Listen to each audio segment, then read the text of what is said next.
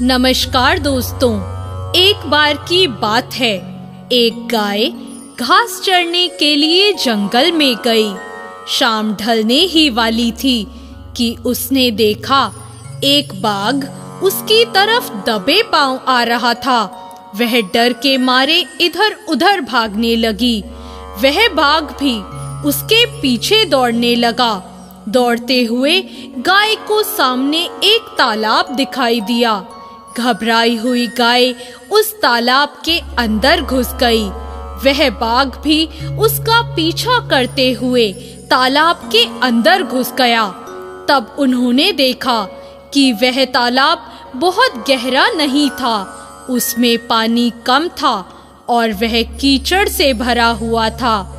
उन दोनों के बीच दूरी काफी कम हो गई, लेकिन अब वह दोनों कुछ भी नहीं कर पा रहे थे। वह गाय उस कीचड़ के अंदर धीरे धीरे धंसने लगी। वह बाघ भी उसके पास होते हुए भी उसे पकड़ नहीं पा रहा था। वह भी धीरे धीरे कीचड़ के अंदर धंसने लगा। दोनों ही करीब करीब गले तक उस कीचड़ के अंदर फंस गए। दोनों हिल भी नहीं पा रहे थे। गाय के करीब होने के बावजूद भी वह बाघ उसे नहीं पकड़ पा रहा था। थोड़ी देर बाद गाय ने उस बाघ से पूछा, क्या तुम्हारा कोई गुरु या कोई मालिक है? बाघ ने घुर्राते हुए कहा, मैं तो जंगल का राजा हूँ, मेरा कोई मालिक नहीं, मैं खुद ही जंगल का मालिक हूँ। गाय ने कहा, लेकिन तुम्हारी उस शक्ति का यहाँ पर क्या उपयोग है? उस बाघ ने कहा, तुम भी तो फंस गई हो और मरने के करीब हो। तुम्हारी भी तो हालत मेरे ही जैसी है।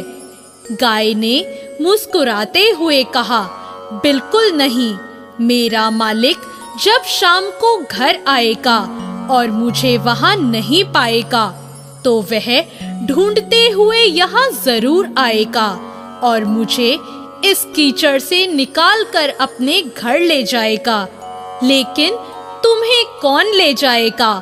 थोड़ी ही देर में सच ही में एक आदमी वहां पर आया और गाय को कीचड़ से निकालकर अपने घर ले गया। जाते समय गाय और उसका मालिक दोनों एक दूसरे की तरफ कृतज्ञतापूर्वक देख रहे थे। वे चाहते हुए भी उस बाघ को कीचड़ से नहीं निकाल सकते थे, क्योंकि उन्हें अपनी जान का खतरा था। दोस्तों, किसी पर निर्भर नहीं होना अच्छी बात है, लेकिन मैं ही सब हूँ, मुझे किसी के सहयोग की कोई आवश्यकता नहीं है, यही अहंकार है और यहीं से विनाश का बीजारोपण हो जाता है। ईश्वर से बड़ा इस दुनिया में सच्चा हितैषी कोई नहीं होता, क्योंकि वही अनेक रूपों में हमारी रक्षा करता है।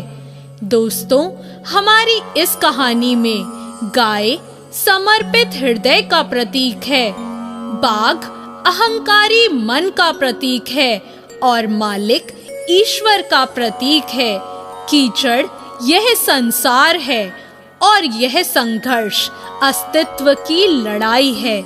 तो दोस्तों, कैसी लगी आपको हमारी ये कहानी? ऐसी और नई कहानियों के लिए हमारे चैनल को तुरंत सब्सक्राइब करें। धन्यवाद।